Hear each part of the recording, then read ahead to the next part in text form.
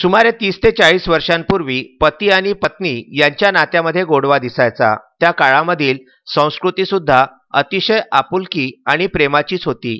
त्या काळामध्ये पती आणि पत्नीमध्ये एकोपा, आपुलकी, प्रेमाचे वातावरण दिसायचे। पण हळूहळू काळ बदलत गेला।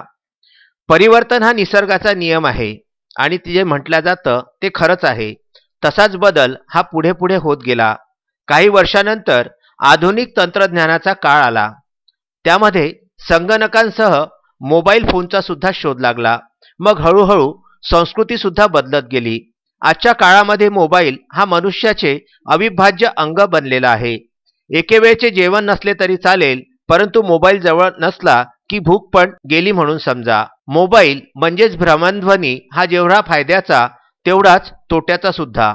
फायद्याचा म्हणजे ज्यामुळे कुठलाही आनंद, दुःख, माहिती ही तात्काळ मिळते। परदेशी गेलेल्या आपल्या नातेवाईकाला सुद्धा आपण प्रत्यक्ष पाहू शकतो। मात्र मोबाईल किंवा भ्रमणध्वनी चांगल्या रीतीने हाताळला तर फायदा, अन्यथा त्याचे दुष्परिणामच जास्त दिसून येतात। आजच्या आधुनिक काळामध्ये विद्यार्थी अभ्यासापेक्षा मोबाईलद्वारे जास्त अभ्यास करताना दिसून येतात। याच मोबाईलमुळे पती पत्नीमध्ये सुद्धा भांडण आणि तंटे नेहमी निर्माण होताना दिसून येत आहेत। पती आणि पत्नी वाद समेट घडवून आणण्याकरिता पोलीस विभागाने आधी महिला सेलची स्थापना केली होती, पण आता त्यात बदल करून भरोसा सेल स्थापन करण्यात आलाय। या सेलमध्ये अनेक पती पत्नींचे अनेक कारणावरून झालेले वाद सोडविण्याचा प्रयत्न केला जातो। आज मात्र याच भरोसा सेलमध्ये आलेल्या तक्रारींमध्ये सर्वात जास्त पती पत्नीचे वाद हे भ्रमणध्वनीमुळे किंवा मोबाईलमुळे होतात, हे विदर्भ न्यूजच्या हाती आलेल्या आकडेवारीवरून स्पष्ट झालेले आहे।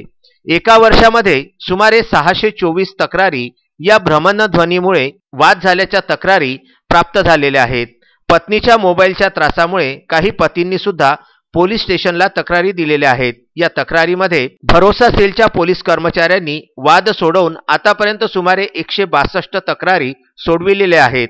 एकमेकांविरुद्ध मोबाईलमुळे शंका घेणे, मोबाईलवरती जास्त संवाद साधणे, यामुळे घरातील कामे उशिरा करणे आदी वाद निर्माण होत असतात। यात भरोसा सेलचे कर्मचारी सुद्धा वाद मिटवून पती पत्नीमध्ये सलोखा निर्माण करण्याचा प्रयत्न करीत असतात।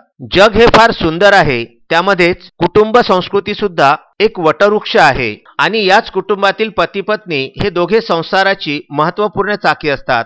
मात्र आपल्या संसाराची वेली वाढविण्याकरिता दोघांनीही एकमेकांना समजून घेणे अति आवश्यक असते। संसाररूपी जीवनामध्ये विश्वास महत्त्वपूर्ण दुवा समजला जातो।